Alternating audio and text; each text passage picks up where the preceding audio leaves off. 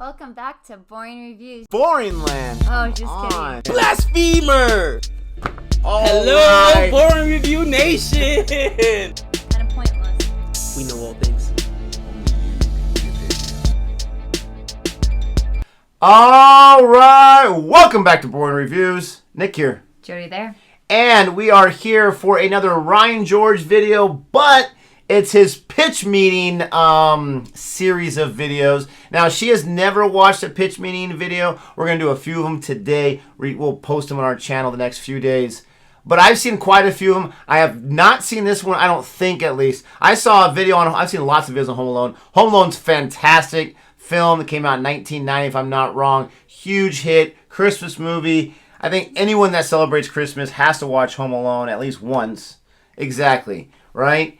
And but I've seen other videos talking about different things. One where a doctor is chronicling all the different injuries that would have ensued by these guys who are getting beat up, and how many, different broken bones and whatnot. Yeah. But I don't think I've seen this. If you're new to pitch meeting, so he does this for, is it Screen Rant, if I'm not mistaken? It's not his own, yeah, for Screen Rant.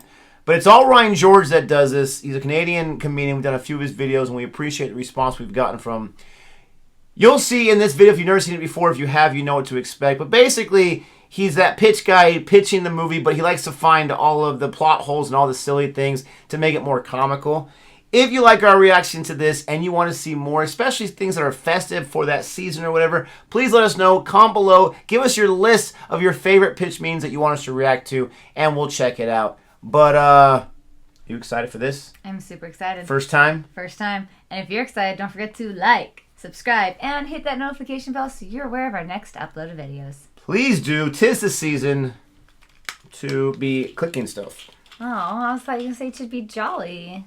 I do like his little Christmas sweater he's got hidden there behind his jacket. Would we call it Christmas? Yeah, it's an ugly sweater. Okay. Here we smell. I was told you had a movie idea for me. Yes, sir, I do. See, last month my wife and my brother went on vacation together alone. Oh my god, I'm so sorry. No, what? Don't be sorry. They accidentally forgot me at home. Are you sure that's what happened? Well, yeah, of course. Why else would they not bring me on a vacation to Paris? All right, I mean, okay. And so, I got to be home all alone. That's great, buddy. It was great. I ate candy, I watched movies, I went grocery shopping all by myself. Okay, to be honest, I'm not getting what the movie idea is, and I'm getting a little sad. Right, so I was thinking, if I'm having such an amazing time, imagine if this happened to an 8-year-old kid. You want to make a movie where a child's wife cheats on him? What? No, I want a kid to be accidentally left at home while his family goes on vacation. I guess my question is, how would that ever happen? Well, his family leaves on a vacation and they don't realize he's not with them. Yeah, but okay, it just seems like a really improbable thing. Oh yeah, I'm well aware. Okay, so, well, I was doing some research and there's this thing in storytelling called the suspension of disbelief. What's that? They say that the audience sacrifices realism and logic for the sake of enjoyment. Oh, so the audience will kind of just overlook unrealistic things? Right, so I think if we exploit that to like an extreme level, we're good. Huh.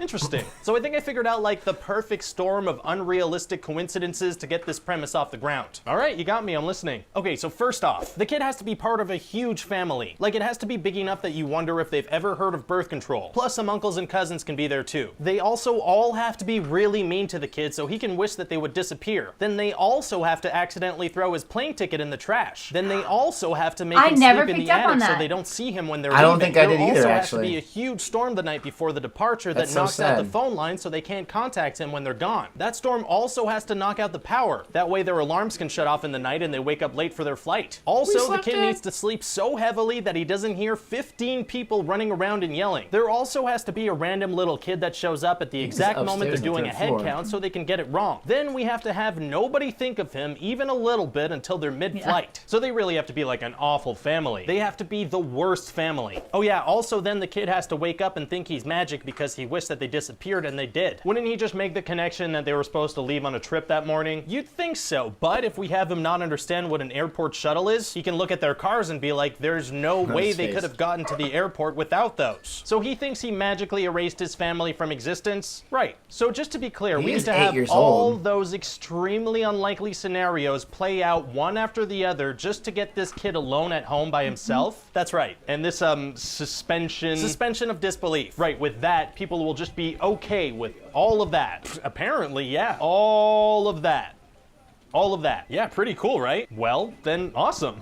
So tell me more about this kid, Kevin McAllister. Well, you know how his family is the worst? Yeah, I imagine he's like the only nice one in the family. Oh no, he's also the worst. Oh, he is? Yeah, he calls his mom a dummy and he's really snarky with everyone. He's also unable to pack a suitcase, like it's the end of the world for him to do that. And how does he get over the trauma of the situation? The trauma? Well, I mean, in Kevin's mind, he's essentially just killed his family with a wish. I imagine that's gonna be hard for him to come to terms with. Actually, super easy, barely an inconvenience. Really? Well, I probably should have mentioned before that Kevin is a psychopath. Oh yeah. We're talking complete disregard for the physical and emotional well-being of everyone he comes across in his life. And he talks to himself, kind of a lot. So he's happy that they're dead. He's thrilled. He has a little eyebrow celebration thing, and then he does all the exact same stuff I did when I was home alone, except I didn't shave. Does anything else happen, or do we just watch a kid go crazy at home by himself? Well, I'm glad you asked, because that's where things get really interesting. How's that? Well, it turns out that two burglars have their hearts set on breaking into the McAllister house. So why this house in particular? One of them mentioned something about it probably having some VCRs. VCRs are great, and they always will be. So these guys think that the house is empty because they've been casing the joint. Oh no, but Kevin finds out that they want to break in. So he calls the cops? No.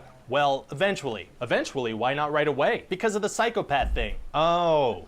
I don't get it. Well, the bandits break in, but Kevin is like some kind of genius. Like he set up a bunch of intricate death traps that they walk into one by one. But you said the kid was freaked out about packing a suitcase, like that was too much. Oh, right. And now he's like a death trap engineer? Yeah, no, that's a mistake. I'll change the suitcase thing. That doesn't make any sense. Meh, it's probably fine. You sure? It's no problem. I could change it to something that makes the whole death trap engineer make sense. Nah, keep the suitcase thing. It's all good. Okay, so he's too stupid to pack a suitcase, but he's great at traps. So what happens with the robbers? Well, they somehow survive a bunch of very, very fatal injuries. Wow. Yeah, and in the middle of the robbery, it seems like they forget that they wanted to rob the house, and now they just want to murder this child. It becomes about murder. It seems that way. Because at a certain point, Kevin just leaves them alone in the house, and they don't take anything. Just focused on the kid, no more VCRs. Yep, so at the end, they get arrested because they tried to break in and murder a child. It's very dark. And then overnight, he manages to clean up all the traps, including some stairs covered in tar. And then his family comes back the next day and immediately ignore him again.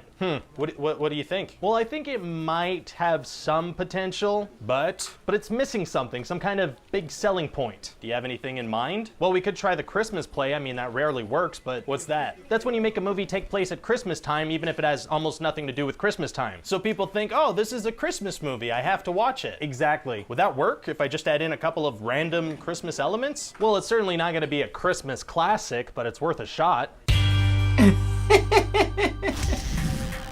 Oh, that's good. I thought for sure that they were going to say, well, it's missing the creepy guy next door. What's the story with that? The creepy guy next door. That was pretty funny. There were things in there I never picked up on. I never realized they threw away his ticket. I've always seen the American Airlines thing, but I never saw his name in the top right corner. Never. That would make sense. Because they show you in the airport once they or is that the second one? Yeah, that's the second one where they're handing the bags when they get there. Yeah. Kevin's not here. And she's like, no. Kevin! Yeah. She faints because they did it again. Listen, I love this movie. And the pitch means it's really about having it being funny and having it be fun, not really like picking it apart. Even though it's fun to have those conversations, like this would never happen. Yeah. Ultimately, it's a movie. But I still love this movie, and I do consider it one of my favorite Christmas movies, so it's funny they add that last little dig at the end there, like, just add this or that and make it a Christmas. Most movies that are Christmas, I would assume, aren't really about Christmas, for the most part, and that's okay. Yeah. Because it's a great excuse to watch some of these great movies. But, definitely, I've always thought about the injuries and these guys would have died a million times. Yeah. Definitely, I've always thought about the tar. Where do you get the tar from? How's it just in your basement? How do you know how to, whatever? And then how did he ever clean that up? Like, that would have been impossible. Well, I was always wondering, like, at the end when everybody comes home and the house is, like, perfectly clean. Perfectly. And I can understand a little bit, but yes, even, like, when he tied, like, I guess that was just the banister, but just so many different things. He had the rope going from the treehouse to his house. But the broken ornaments by the window. I mean, that's a lot of cleanup. He would have to pay a serious crew to do that. But it is funny about the suitcase, and he really develops as a character. Really progresses. So much so. Oh, man, there's one more thing I love how he brings up how they just wanted to rob the house, and then it turned into killing the kid. Yeah. Like, it's so I had never thought of that. I didn't think about that either. He leaves the house, and they don't take a thing. And I don't blame them. Like, we're going to get this kid. They're annoyed, yeah. Not maybe a kid thing, but I can get wanting that revenge if that's happening to you. And they do kind of start it early on, where they're like, where he's like, Marv, I don't like the way that kid looked at me. Yeah, made it personal. Looked at me. Yeah, so they kind of bring in that thing, but yeah, that was funny. Well, that was our first reaction, her first time watching a pitch meeting. Let us know what you think about it. Let us know if you want us to do more. And again, give us that list. Don't forget to like and subscribe. And until next time. Goodbye.